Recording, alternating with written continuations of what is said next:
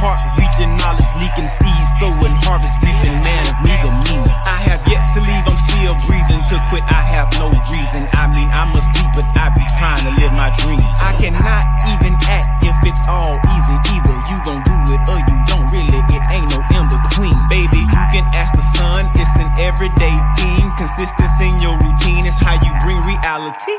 Working like a slave, that's how I made this masterpiece. Living like a god, I lay at night, I rest in peace. They remember me, but I am not Haram or beef. Peace, peace, peace, peace, peace, peace, peace, peace, peace, peace, peace, peace, peace. Light and illumination.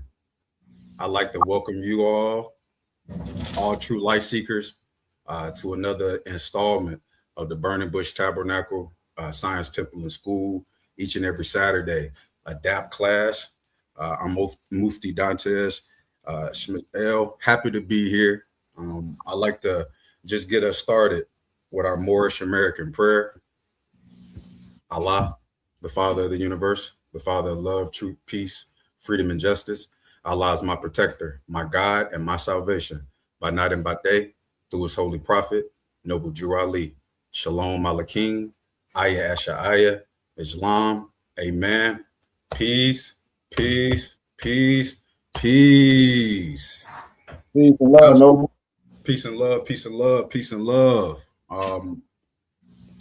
So with today's Adapt class here at the BBT, live on our Facebook, YouTube, Instagram, all of our platforms here at the Burning Bush Tabernacle Science Temple and School.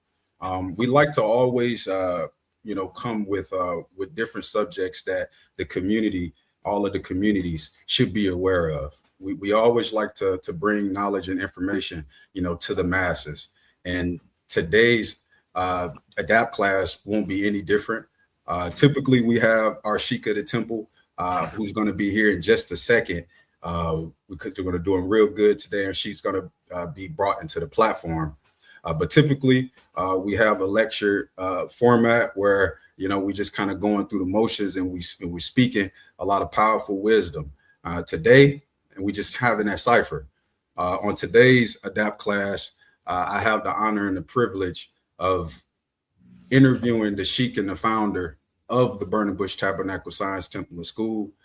That's Sheikh Khary, Goodman El Bay.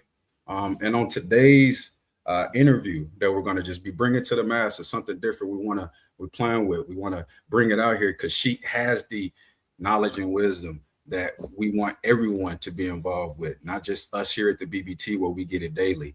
But these are conversations that must be had. And the conversation that we want to have today is just involved with our misnomer Black African-American males. Today, we're going to be talking about education and what's going on with our misnomer Black African-American males in education. Information is knowledge, is what we all need to understand. Information is knowledge that should manifest into wisdom, something applicable, meaning something that can be used and applied to daily living. When Moors know and are in the know, and subsequently this information is transferred as wisdom being power. And theoretically, the absence or the lack of power, this is what everyone should understand, is directly or indirectly attached to the lack of wisdom or insight and the ability to make righteous decisions. More should understand the importance of adapting and growing mentally, spiritually, and physically. We must become educated and proficient in different areas of science and business in order to place our offspring, our homes in a position of thriving educationally, economically, and forcing a large change in society is the goal.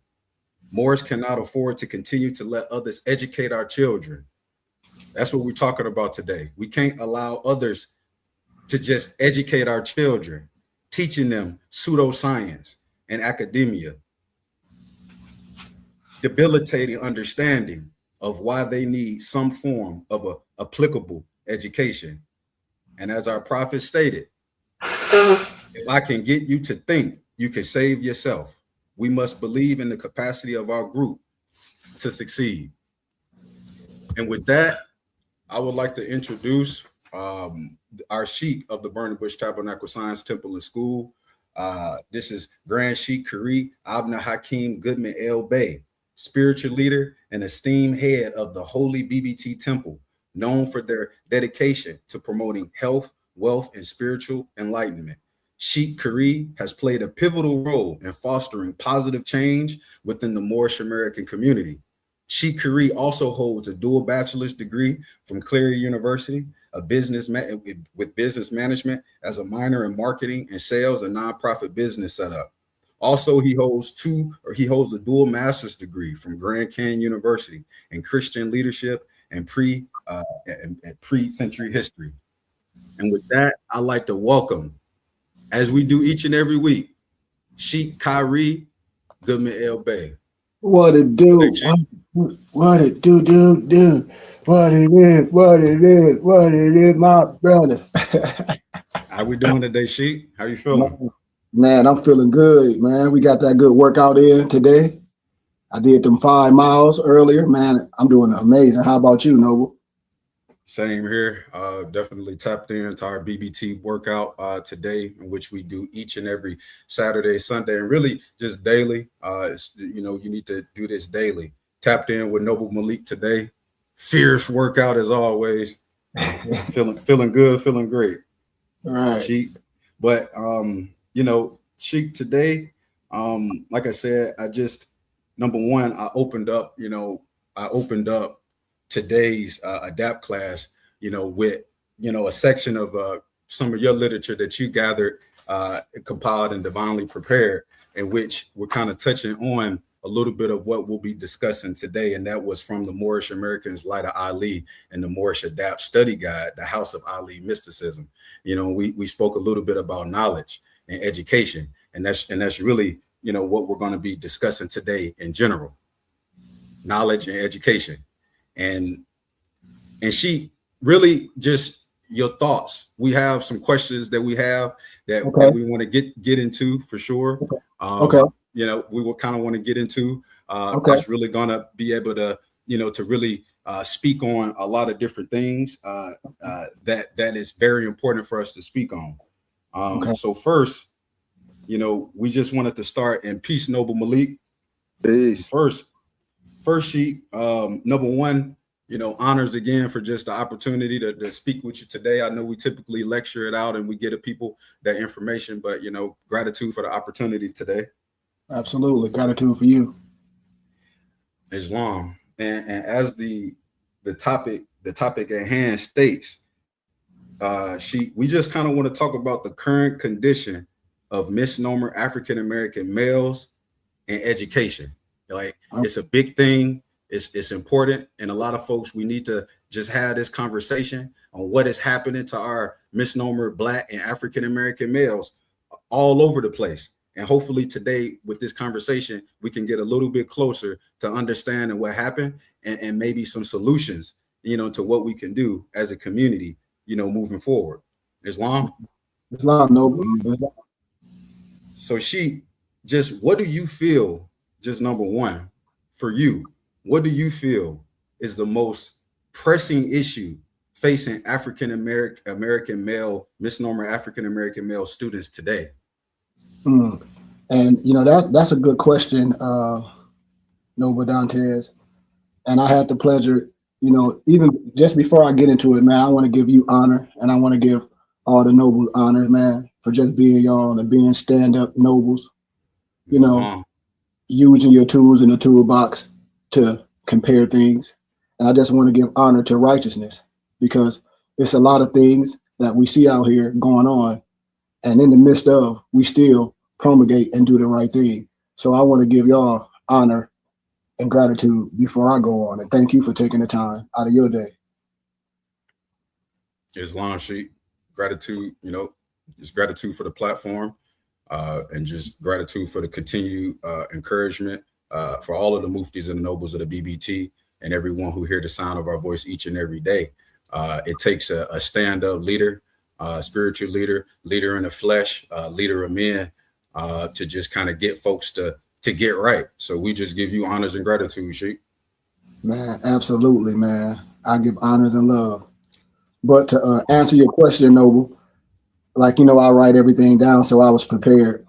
So I always want to be, I always want to be right to the point. I don't want to miss nothing. But I believe we have to look critically at those who are teaching our children. I always say it in the misnomer African American schools.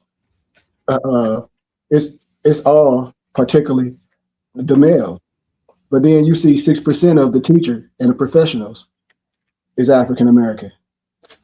So if only 1% is African American males, 83% are what? The other. They, Europeans. Those are the ones that's teaching. With all due respect, no disrespect. And 66% decline in the misnomer African American teachers. This stat is old, man. Because when you look at it now in the communities and just do a synopsis, when you go to these schools, only time you might see a male is he gonna be the janitor or the physical education coach or something or teacher. It's long. It's long. No disrespect. But see, when we think about when people say Jim Crow and all this stuff, but we comparing and contrast, because I want us to look at the eye of things. I want us to look at things. When we talk about so-called racism in the country. So think back then, y'all. Now watch this power and watch the psychosis of this, because this is my answer. They were trained to become teachers and ministers. Who? Our brothers and sisters. If we were so-called subjugated in things, so when I'm saying coming back to the community, we were trained to be what? The teachers and the ministers.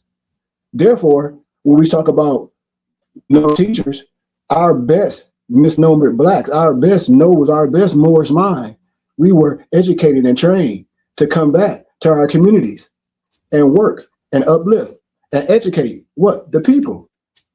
Islam.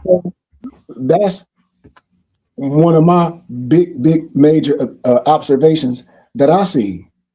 And then when we say charter schools fall under a different, a different jurisdiction. When I always talk about churches and teachers, all this type of, community service, to where these churches and systems is already set up to be able to do these things. Mm-hmm. And then, and to add on, outside that, man, I've been able to sit and just do my notes with teachers and unions and things. And when some teachers say, or they may believe the reason for this so-called gap is due to income, sometimes you may say, yeah, single parent homes, sometimes, or some parents just don't know how to be parents, it's just what it is. And then some people say genetics, or you born into stuff. I even heard gangsters or kids were like, yeah, I'm born, such and such, Mm-hmm. Mm-hmm. Islam. So what I'm saying, I don't think it's none of them, Islam. That thought that when you were just speaking about just parents, in the households prior to sending your kids to public schools or private or charter or these schools, you were speaking a little about just, hey,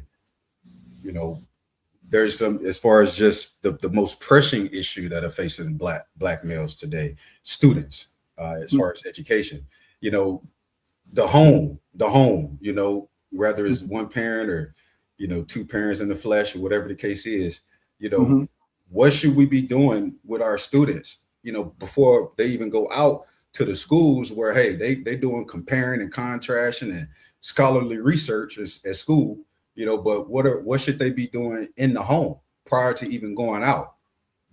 And see, Noble Dantes, that is a beautiful question, because if it's not in the home, I always look at us, and then I look at the parents. Like, it has to be total involvement. I know one of the nobles, like, man, if just imagine somebody parents said, if we had this when we were young, so if we had this when we were young, that means we can be the so-called, a Boy Scouts per se. When I talk about, when we talk about grooming our young brothers, and bringing people together. So I really think it's on us. I really think it's on the adults. You know, it's just like anything, just like love and hate can be taught, just like bad eating habits can be taught in the home, right? Islam. Yeah. I mean, I'm just saying, if that can be taught, I really believe what we're talking about can be taught as well in the home. I really believe that. I really believe that, you know? And with that being said, just, being taught in the home, do you have a particular or specific philosophy of education, or what is your philosophy of education? Well, see, this is, man, always the thing I did never like, y'all, is testing. After a college student go to school and go through all the work they have to go through to get their teaching degree, then they have to pass some tests. So that has nothing to do with aptitude and teacher expectation. You know, what it's all about is understanding, you know, that all children learn different. That's something that I had to learn. Making curriculum more, you have to make things culturally relevant, you know, and then you got to be advocating for single gender classrooms. This stuff can happen, you know. We sat and talked about this stuff, man. We can a lot of the stuff that I've been giving y'all the books, man. I was able to sit in conferences and they'd be like, man, if this can go through the masses, through an organization, through a brotherhood, a Masonic order, a church, where the young brothers be going through and they be junior this and junior nobles and junior empresses at a young age, getting this type of wisdom, it's a whole type of structure that'll be built. No matter if the home is from a single mom or what. Why? Because this is what would be in a community. This would be the norm. Islam. You know? Mm-hmm. So that's what I always say, raising the expectations and making classes more culturally relevant. It has to be. And it has to be culturally relevant. And you must implement men. Especially in a so-called area, in a crisis area, you know, per se. You must implement men and use that structure. So I think the whole system need to change, you know? Islam. And when we say culturally relevant, are we speaking, so could you break that down a little bit further? Culture relevant? When we say the culture. Oh, well, the culture, okay, how can I say it? When a kid goes through so-called, how can I say it? Discipline, right? At a young age, the culture of not talking or not figuring things out, not the culture is what we have is that school to prison. So at that young age, it's a whole different way. It's a whole different culturally way that the misnomer black child is being handled. It's a whole different cultural way.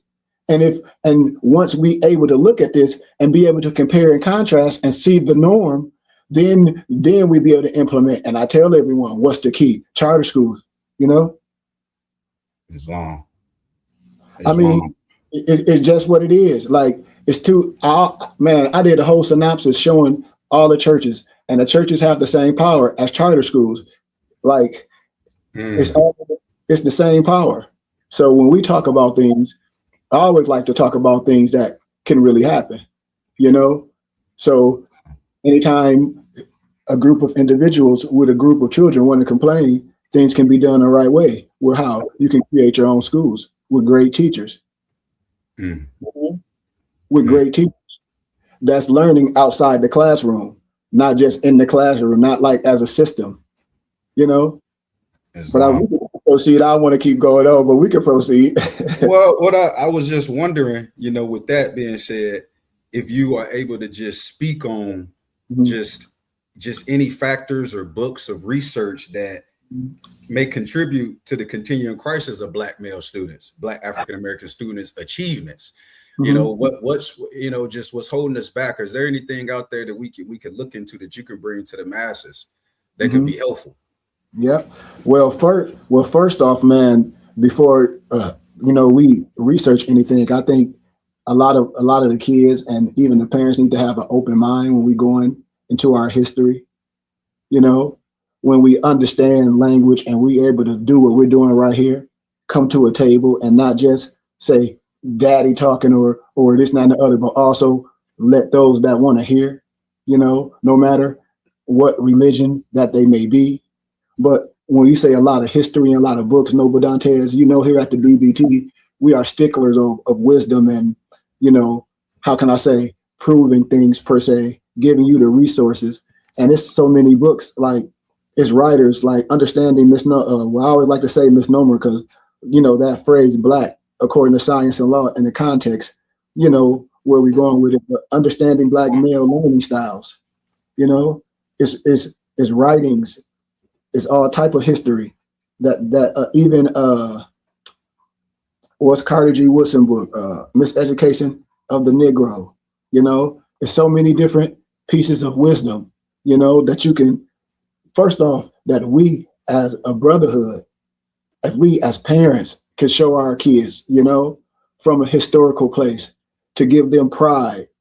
And when people say race pride, we're not saying it to be racist per se, but we're saying giving you a clear understanding, you know, of what it is historically and educational wise, you know, and showing and examining our brothers, our young brothers, how is this gap from this and that, you know, from achievement, you know, and we can see how gender things work, you know, we're making a gap in education. We'll be able to see these things, especially nobles when we see American males in special education, not a young man that's, you know, that's how can I say physically, and how can I say, you know, that's on that level, but a kid that maybe not paying attention and would be put on that level. I know so many kids that was put on that level when I went to school, Noble Dantes.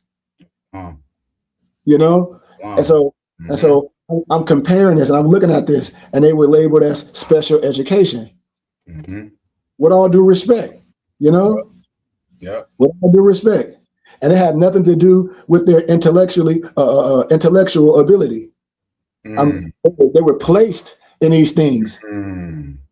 I'm telling you, and Noble Dantes, and when you see that gender and that special education pendulum, we see, no disrespect, that the misnomer, you know, other man, child, the WHIT males are being placed into that type of education at a 2-to-1 ratio. You know, during the time, African males, the ratio was 4-to-1. You know, and so it's alarming is that the teacher education programs are cognizant of this information. They all been aware of this for a long time, but nothing is being done to counter the disruption to this gender imbalance. And see, you can research history, man, from our writers. It's a book called on Special Education. It's like 80 mainstream strategies for the classroom teacher to implement under the supervision of a pre-referral intervention team. So when you say team, it's just like Noble Dantes. Say if you're working in the field of behavioral health therapy, right? And you may be assigned to a child, but this child got not only you as a behavioral health therapist coming to see him every so often, he got a doctor and a counselor, and then, you know, and then the child might be staying with foster parents or at a center, you know. So yeah, so I'm just using that as a speaking reference. It's a team per se, you know. And so a strategy is taking the best to what? Make the best. You see what I'm saying? Islam. I mean, so, go ahead, Noble. Islam, did you want to finish that statement? No, go ahead.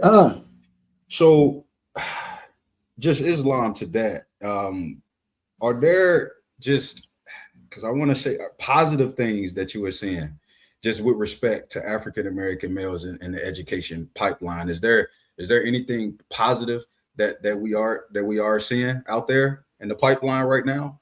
Are you ready to speak on that? You said anything positive?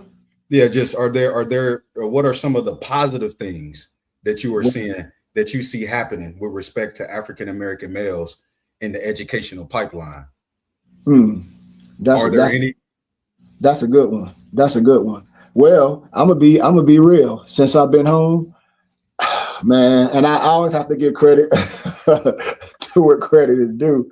You know, and I laugh when I said, Noble Dantes, I see like the Jewish Foundation that do a lot of work. You know, I just was jogging today, and so many misnomer, you know, African American families.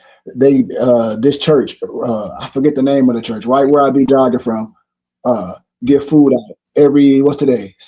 Saturday, every Saturday, and they have service, and they feed and they be open every day. So I see certain things that's good, you know, because I'm always for good. Because if ain't nobody else doing it, I'm gonna give credit to that. But I also see other people works, you know, and it may not be here, but some of the positive things is you and I and the rest of us being a positive influence on social media, where we're not arguing, where we're here building. You know, I've seen even when people say things about LeBron James and Jalen Rose, and they say, well, it ain't there, and the curriculum, this and that and the other. But at least these brothers, you know, got their face out there. And when you go into them hallways, it's young kids looking bright and happy to be in that system of learning.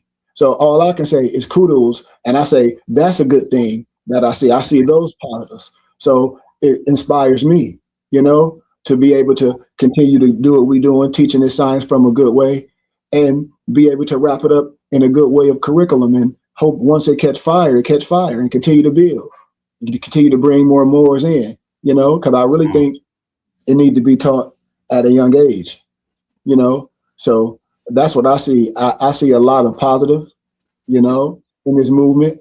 I even know, but Dantes, I even starting to see a different vibration, to be honest, on social media, because we've been on here for a minute, and we haven't changed, you know. So that's how I feel. But I also feel that schools demonstrate and show that if high expectations and good classroom management, you know, and a commitment toward understanding, you know, learning styles of these males, and students will strive, you know, they'll strive, especially if you got the right teachers in there, they'll strive. Islam to we got to educate and elevate ourselves, each one. Islam to the Noble at RIEL live on our YouTube page. We also on Facebook, Instagram, Burning Bush Tabernacle Science Temple and School. In a lot of our areas, Sheikh, it's like, how do we get to this one, this section? A lot of our areas that we may have, you know, grew up in, our communities, some of my middle schools and elementary schools in my area, I'm in St. Louis, you went to school with, you know, metal detectors and different things going on in high school, middle school, and elementary school. It was a metal detector, you know. Some students, you didn't know what it was. It was like a metal frame, and they just had a wand, you know. So it's like they kind of prepare you in a sense, you know. You don't know this as a child, you know. You didn't grow up with community police. The police as a child was in the school with you. You know what was going on? So that just brings me to, I need to let everybody know it's over 1 million African American males in prison from the prison industrial complex. So with that being said, what can the educational community and parents do to challenge and change this? All of our kids ended up in prison, Sheikh. They in jail for the age of, some of them 13, 12, juvenile detention centers. Some of them they end up in prison for the rest of their lives, just based on how certain folks are being miseducated and trained. Some of our neighborhoods. Sheikh, can you speak on that?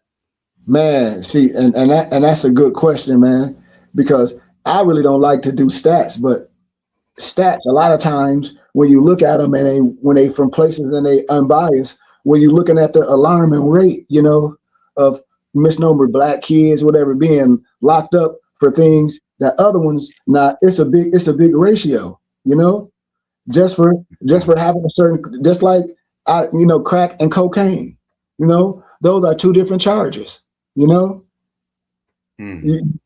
Like when you really look at this, because remember, anyone that was arrested for crack cocaine received greater sentence for those who were caught with powder cocaine.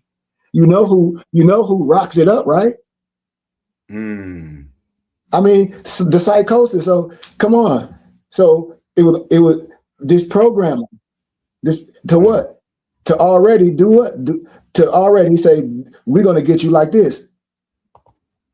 A class analysis, because those who are poor and low, how can I say low come, who have to resort to drugs and drug use like crack is cheaper and therefore what?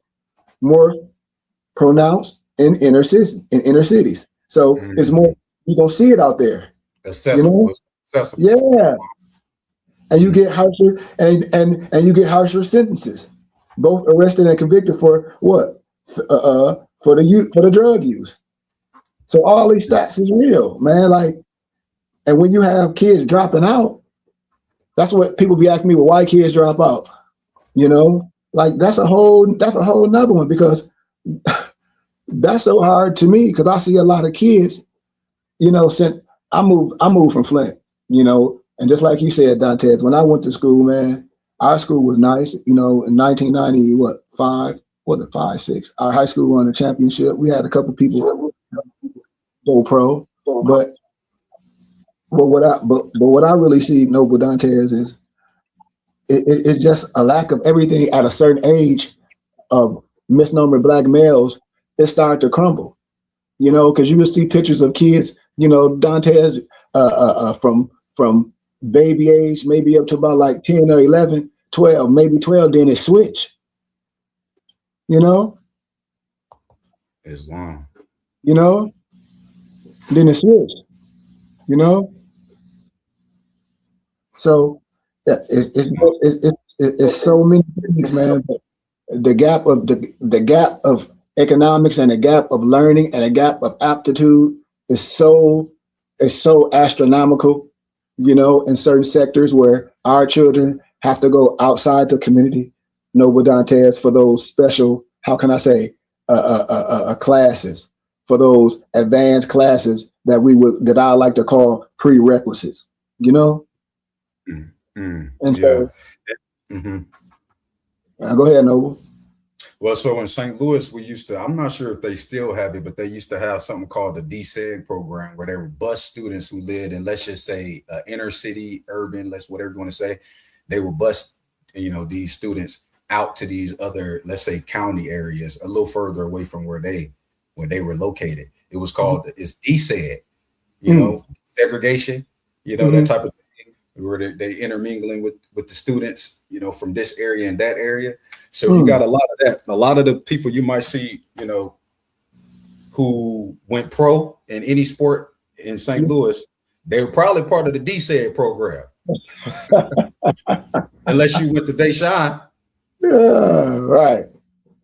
But that kind of leads me into just this next part, where we want to talk about what are some structures that schools and colleges can have in place to just ensure a successful matriculation for high school African-American students that are preparing for college, they're preparing for college. Is there anything, any structures where we can implement with our students in high school, our Black male, misnomer Black African-American males who are currently in high school?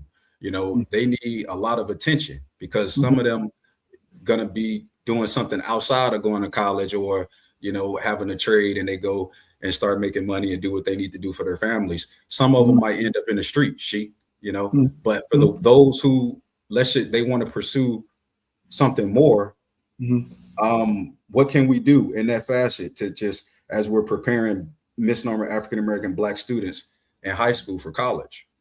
Man, that's a great question. But I think you heard me earlier when I used the analogy of Boy Scouts. To be a Boy, before you be a Boy Scout, you got to be a Tiger Cub. So I always talk about, before they get in high school, you know what I mean? And so when they get to high school, everything is already understood where you need to go or where they want to go, because we've been working on that. So what I always talk about is grabbing them at that fourth grade level. You know, that's my whole thing, and being able to see them grow into manhood. You know, and do our rite of passage per se. You know, just like the other nationalities do into manhood. So a certain way that we do these things. So that's my thing. That's how I feel, to where the kids will understand martial arts, will understand how to clean, will understand how to balance a checkbook, will understand how to treat his empress, will understand what the science is about, will understand how to eat right, if that's what he or she choose to do. Understand academics, understand everything that's honorable, where at a young age, you know? Mm. So that's my thing, the connection.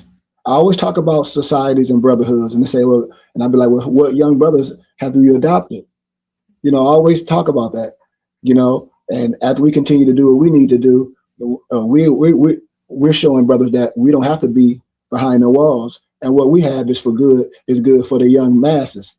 What we have is good for the young men, you know, that's going to be something. It's almost like the Nation of Islam, and I'm using that as an analogy. It cleaned a lot of brothers up.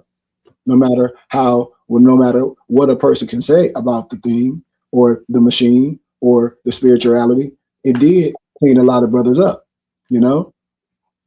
Absolutely. And so where it was then. Yes, I just think some of that we need to go back to and allow those to do that. And instead, a lot of times our kids getting in that system, you know, like I said, Nobles, at that young age, you know, we need to be able to you know, get in contact with them. You know, when these young kids go, when these kids are judged, like Malik like to say it, the kids thinking they a giraffe and they a Black Panther per se. You know, you have to see why you are who you are. You have to be able to know who you are. You have to be able to see that at a young age and see others like you doing things that's normal.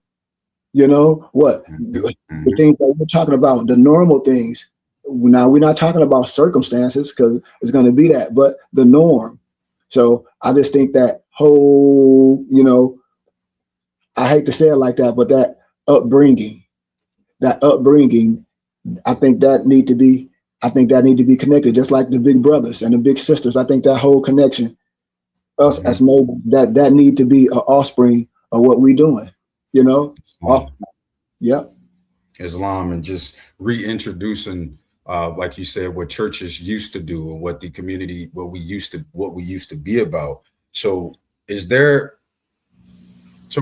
developing, you know, these community organizations, just like we're doing here at the Burning Bush Tabernacle, you know, in our local areas, you know, we're bringing that back, and that's what you're you know, wanting to do, bring it back to the community, you know, these different styles, you know, of education. So with that in mind, just any advice for parents or guardians or anybody whose responsibility it is, you know, to help grow and develop, you know, a child, a misnomer, unfortunately, a Black African American male, you know, or fortunately to have that opportunity, you know, to help them grow and develop. Is there any advice that we can give to these parents and anyone who's responsible for a child and raising a child?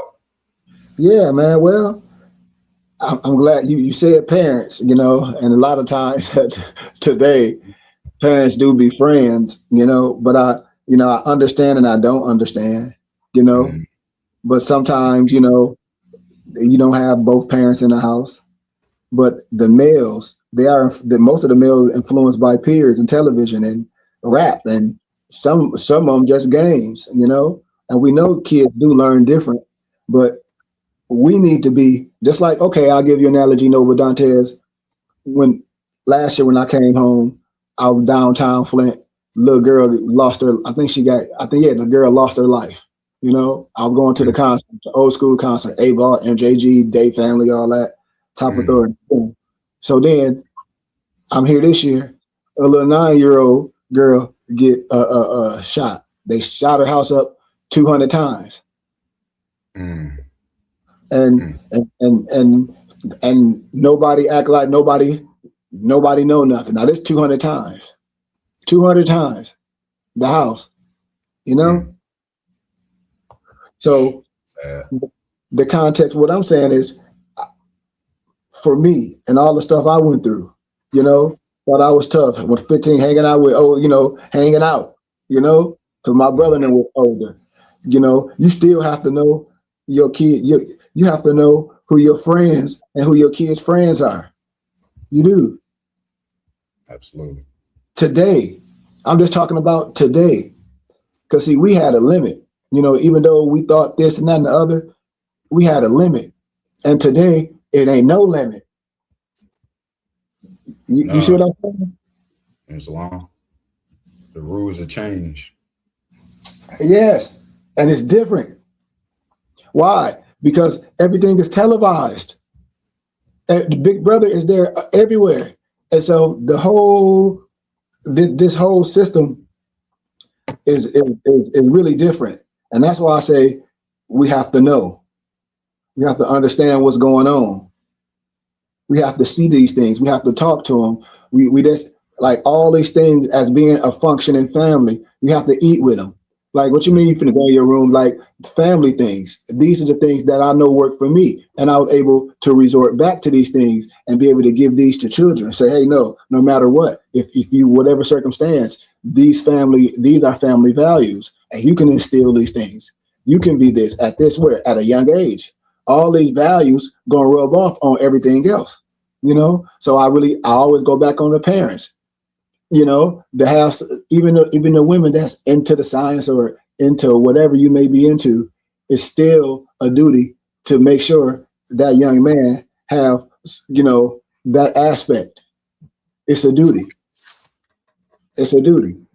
And so we here trying to fulfill that goal, man, before the other man get them. That's what we're here to do. That's what we're here to do, you know? Islam. So Islam. Absolutely. And, you know, and just like you said, with social media, it is getting worse.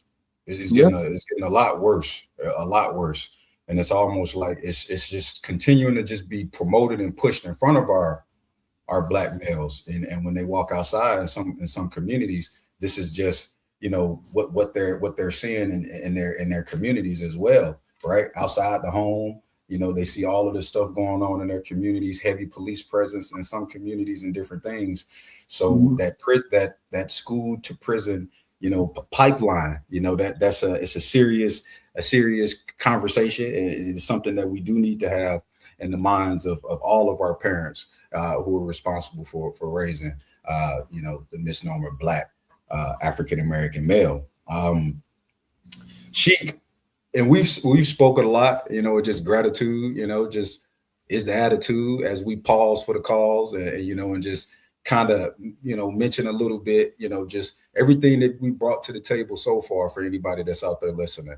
You know, it's been so much. Go ahead and hit the playback and get some of these concepts and bring these concepts to your home and to your mind and to your home and to your community as we here at the Burning Bush Tabernacle Science Temple and School under the guidance of Sheikh Khary, as we and try to implement these same things in our own backyard and our own community. So Sheikh, we've spoken about a lot. Is there anything else that you can just elaborate on about just your concept, as you call it, the rite of passage ceremony that will welcome and guide our young boys to adulthood? Yep. Well, yeah, we'll touch on that for a quick second, but like I always say, man, the mentoring aspect, if any mother out here or that's single, anything, a kid always need to be exposed to organized manner versus just they go into the gym to play ball or anything. Because when you being coached, you being learned per se. It's a discipline, it's a goal. And then you have that adult mentor. But when the kids talk about they just street balling, that's no discipline. There's no structure. And so I always promote sports, make students adhere to all these, how can I say, contingencies. All these contingencies. So I think that's a plus. But as we get to the next topic, Noble, I really feel an absence of just the fathers, you know, just to keep it real 100, it's a lot of times it's the absence of the father, you know, and there's no disrespect to no male or this, not, and the other, because maybe the relationship didn't work. But I really believe, and I can say it like this: the way we treated each other in that circumstances, where we would be so low to each other, where we involve the courts, and you really don't need to, because once you involve the courts in this process, it's a lose-lose. Let's just say it like that.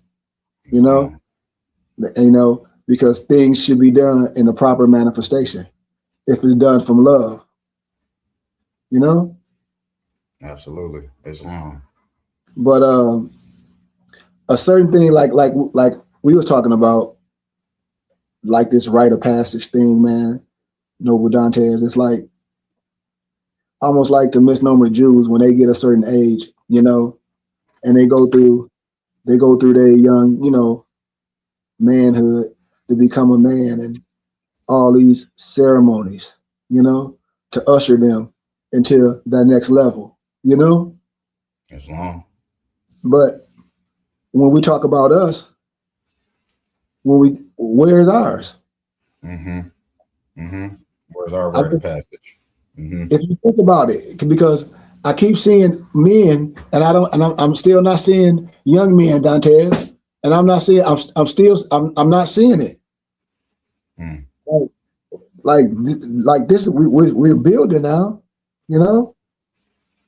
This is an endangered family. It ain't no ceremony or no ritual. No, remember, as in the ancient Africans or the so-called Jewish bar mitzvah, right? To usher the black male into manhood. Nobody ever officially tells him when he's attained manhood. Remember on Baby Boy? Y'all remember when Baby Boy first came on? Yeah. The beginning of Yeah. And here's generally too little to signify or certify it correctly. But, in the context of a thwart solicitation, many misnomer black males appear to never fully realize that they have embarked upon manhood. Hence the persistence of a multitude of adolescent distractions extend far into maturity. With all due respect, why? Because we say childhood trauma. And I say, if there's any childhood trauma, because I know a lot of childhood trauma, I've seen death a lot, but if those things are happening, it's ways for you to get help. It's ways for you to seek help. Those are tools. And in our misnomer black community has lost effective controls over the machinery of children and socialization of the youth. I don't see it no more. When I talk about, only reason why I talk about Tiger Cubs and Boy Scouts and all these things, and the fathers was there, is because my father was there, and other misnomer black fathers back in those days. They was there. No matter what they was into, they were still there. No matter if they was gangsters or professionals and all that, they were all there. Because that's what men do. Islam. And the byproducts of this loss is 2 generations of misnomer black youth that lack identity, purpose, direction, connectiveness, and self, family, community, ancestry. And they have been profoundly integrated into the life, values, and arms of, Eurocentric and Negrocentric propaganda, with all due respect. And we don't realize it, We don't realize it, man. So how long we've been on? We've been going. We've been on here for a minute, but it's just lacking historical consciousness and social conscious. A lot of our youth represent a great irony for it. They don't have no sense of who they are, and I think we just have to show them, because it is a crisis. It is a crisis.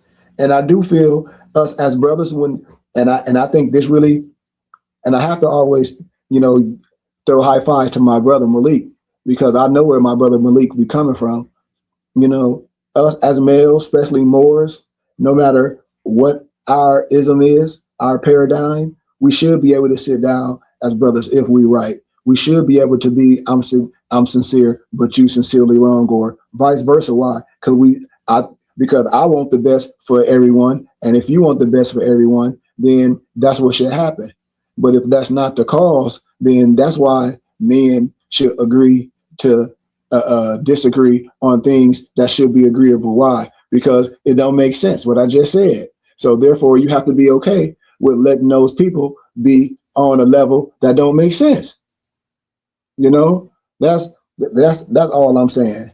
But if everyone have the same mission and for the righteousness of all man, no matter what color they are, and don't want to see no harm to no one, and build infrastructure in your area and with people globally, that's the mission.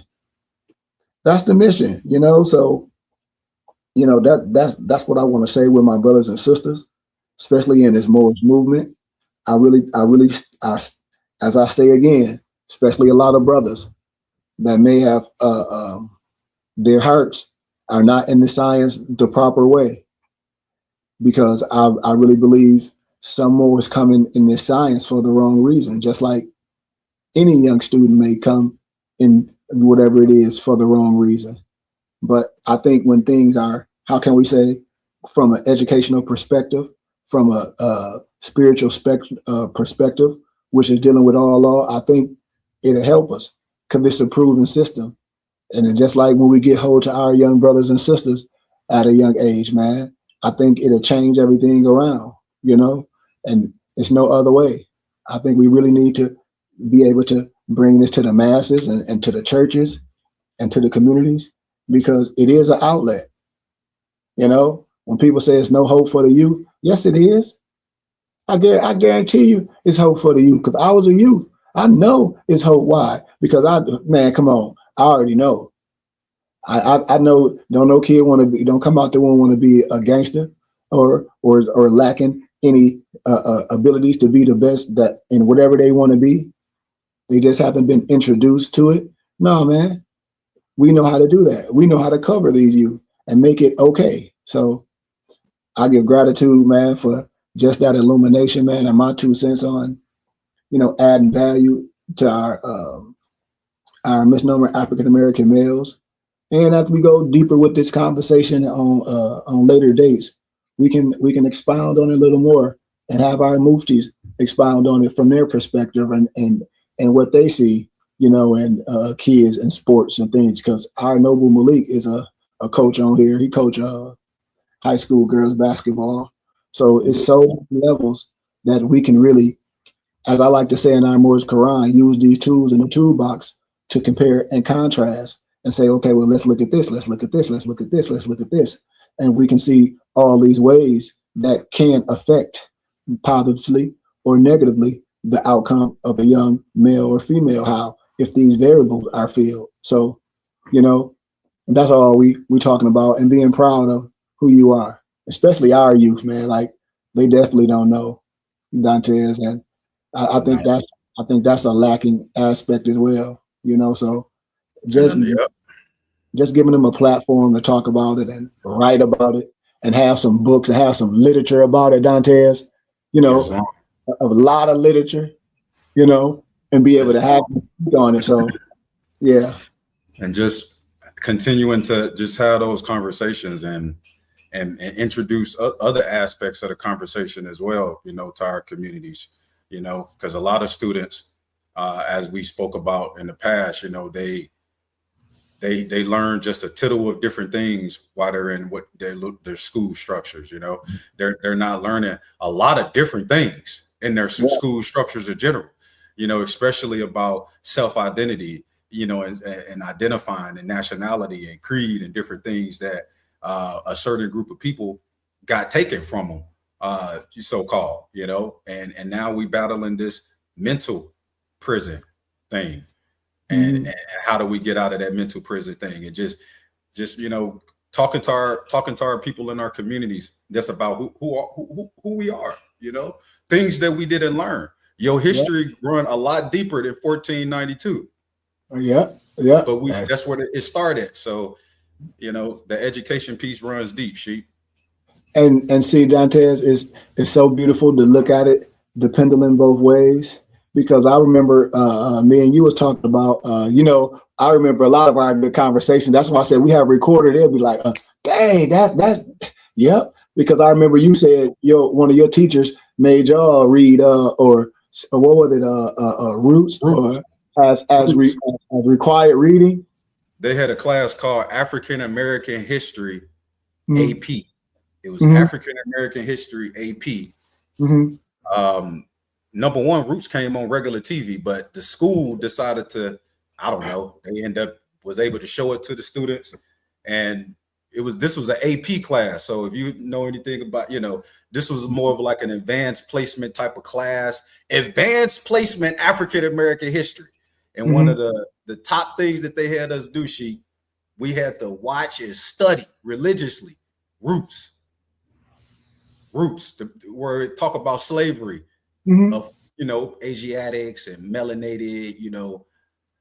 They said we were slaves, and at the end of the day, the entire Roots program is false. It's made up. From a book that we talk about from Arthur, I believe, Harold Collinger, I believe, called The African, I believe. So the entire thing is false. So why are your public schools? This is just, I wanted to say it. Why are the public schools? It's a real question. Why are you playing and having your students, your brown and black or whatever you want to say, having these students, whether it's AP class or regular class, watch Roots? And Roots is not a legitimate depiction of this group of people, but you're trying to sell it to them. That that's who they are, and that's who they were, and that's who their culture were, and that's one of the issues, Sheikh. Yeah, and nobody's appalled. And I said, and that's what I said. We on here arguing, and this is what our kids getting. What you mean? This is our kids getting this, and we're not stopping this. Like whoa, because this is what they're getting. Yeah, and they're getting Willie Lynch, and they're getting Willie Lynch too. They're getting the same false narrative. They're getting Willie Lynch as well. It ain't no Willie Lynch letter. So we getting two things, and then we got rappers saying it all. All these rappers talk about some Willie Lynch. No. Certain figures said that at the marches. But I said, come on, man. These things are premeditated because it ain't no Willie Lynch letter. Why would Willie lynch his property? It'll be in the Library of Congress. It's not one. I lectured in college. I got all the documents. I show people where it's made up from. And what you saying, we have to be willing to step up and say, nope. Why? From scholarship. Because once again, this type of, like you said, false narrative, this type of pseudo academia is what? Debilitating. To our people. Yes. They think they come from slavery. How are you going to be anything in life if you were taught for 18 years of public education that people look like you was a slave? Yes. Come on. How, Dantes? How you going to be able to do it? How? I don't know. From this age to 18, how? Your whole mental, I don't care, is going to be what? We came from Africa on a boat. On a boat with some millions of other people. And that don't even make sense. Nope. They're gonna be talking about roots. I'm serious, man. And because now they think this history. Now that and so these are the things when I say when we say to parents, like, come on, like we have to help the children stand strong and be able to talk about this, and we have to be able to support what we need to support, especially with the kids, to be confident. To be like, wait a minute, because some things, man, and like I said, it can't just go, it can't continue to be how it is.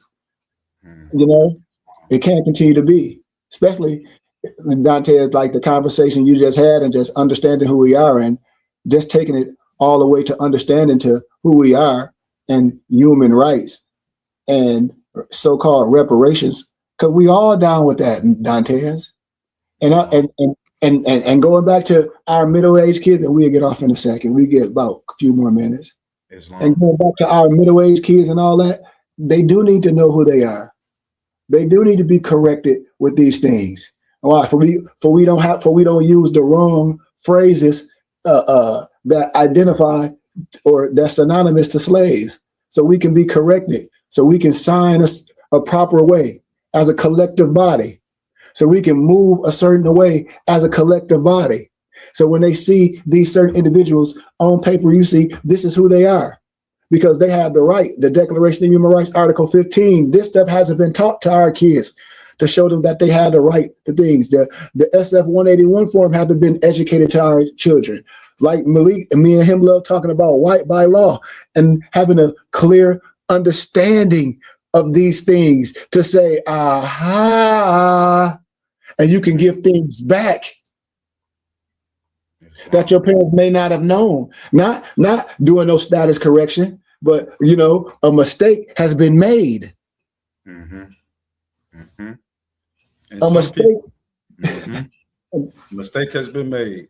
And Sheikh, some of us, and I've heard this, and I'm a student minister. I'm studying, and like anyone who's studying themselves, and we're studying different things that we weren't exposed to younger.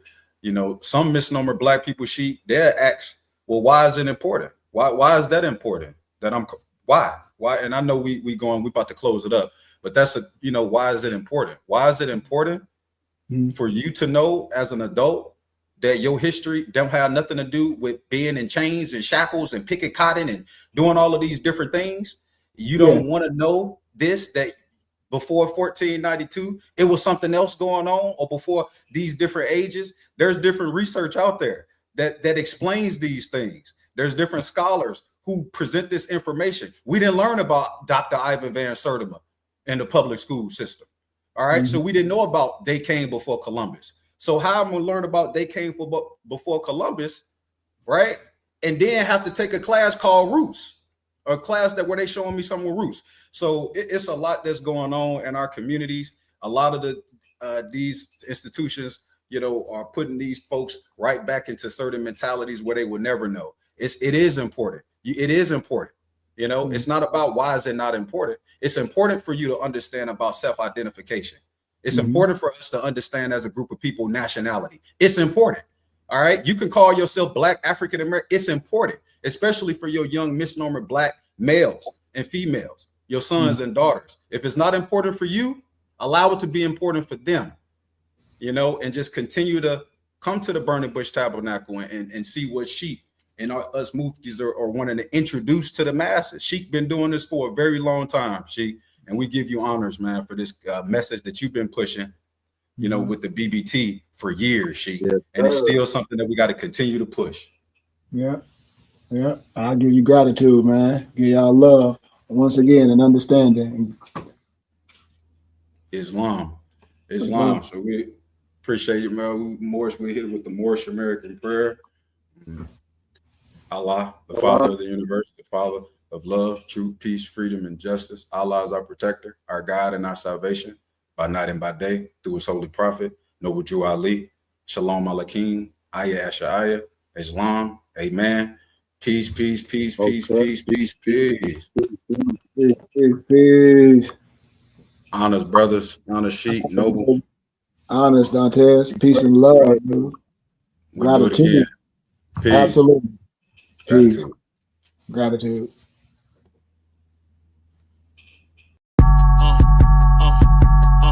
I'm a spirit speaking, truth seeking, heart reaching, knowledge leaking, seeds sowing, harvest reaping, man of meager meaning. I have yet to leave, I'm still breathing. To quit, I have no reason. I mean, I'm asleep, but I be trying to live my dream. I cannot even act if it's all easy. Either you gon' do it or you don't really. It ain't no in between. Baby, you can ask the sun, it's an everyday theme. Consistency in your routine is how you bring reality. Working like a slave, that's how I made this masterpiece. Living like a god, I